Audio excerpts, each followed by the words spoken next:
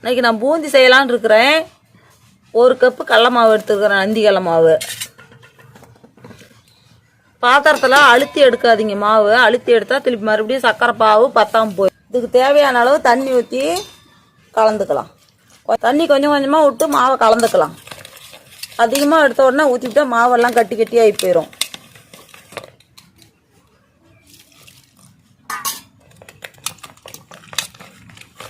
நல்லா கட்டி இல்லாமல் கரைச்சி எடுத்துக்கணும். நம்ம தோசை பாத்தோட கொஞ்சம் சன்னமாக இருந்தால் போதும். மாவு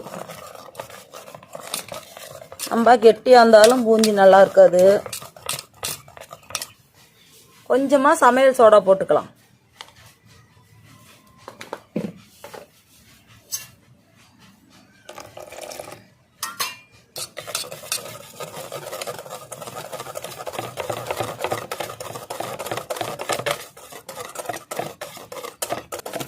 கட்டி இல்லாமல் இப்படி நல்லா கரைச்சிக்குங்க.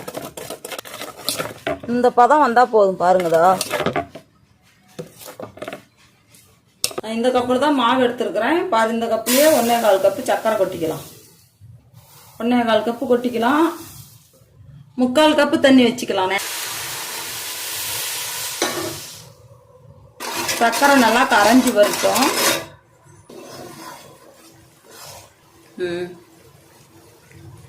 இப்படி இந்த பதம் வந்ததை ஆஃப் பண்ணிடலாம்தா. அப்படி கம்பி பதம் வந்து விடுது பாருங்கதா. இப்போ ஆஃப் பண்ணி வச்சிடலாம். அப்படியே இருக்கட்டும். நம்ம பூந்தி போடலாம். இப்படி ஊற்றி எடுத்துக்கலாம்.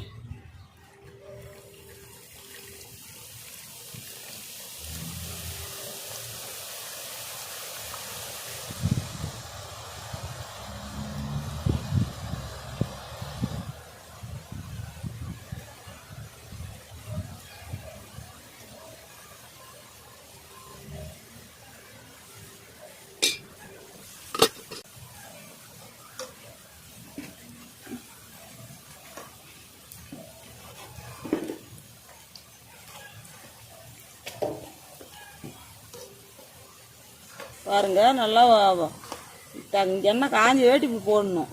போட்டால் தான் படப்படணும். அப்படியே எண்ணெயில் அடியில் தங்காது டக்குன்னு மேலே வரும்.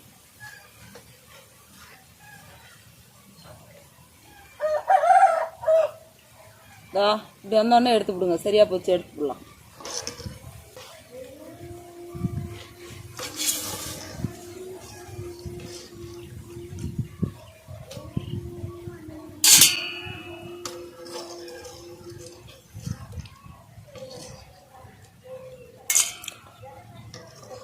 திருணும் இப்படி வலிச்சு வச்சுட்டு தான் மறுபடியும் போடணும்லாம் வாழாக விழுந்துடும்.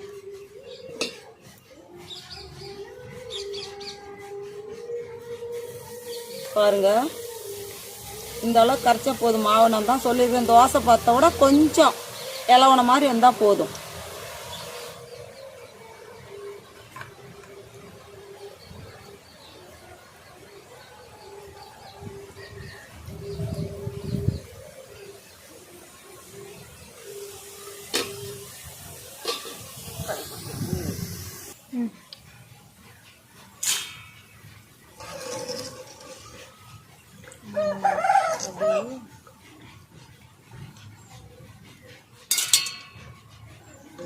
பாருங்க, பூந்தி போட்டாச்சு. பாருங்கதா, பழன்னு பார்க்கறதுக்கு எப்படி கரெக்டாக வந்துருக்குது. பாருங்கதா, அப்படியே உருண்டை உருண்டையா.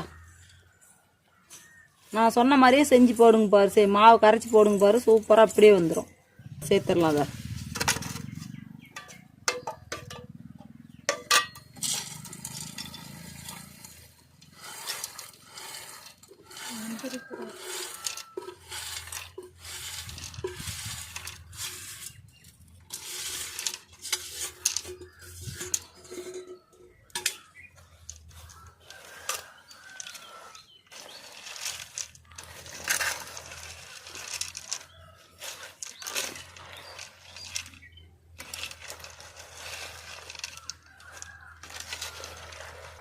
அப்படியே ஒரு 10 நிமிஷம் இருக்கட்டும். பாவு பூரா எல்லாம் ஊறி பூந்தி எல்லாம் இழுத்துக்கும். முந்திரி திராட்சைலாம் இதில் நெய்யில் வறுத்து எடுத்து கொட்டிக்கலாம். முந்திரி திராட்சையை பூந்திக்கு வறுத்து கொட்டிக்கலாம். கொஞ்சம் நெய் ஊற்றிக்கலாம்.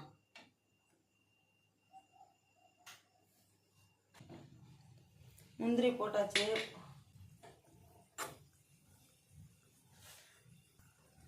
திராட்சையும் போட்டு அதில் வறுத்துக்கலாம்.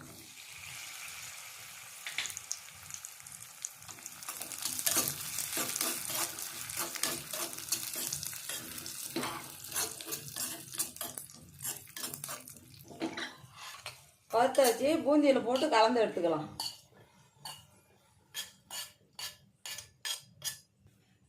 மூணு ஏலக்காய் தட்டி போடுறேன். சேர்த்துக்கலாம். எல்லாம் சேர்த்து கலந்து விடலாம். அரை மணி நேரம் விட்டுருந்தேன் பாருங்கள். எல்லாம் பூந்தியிலெல்லாம் அந்த பாகெல்லாம் இழுத்துக்குச்சு.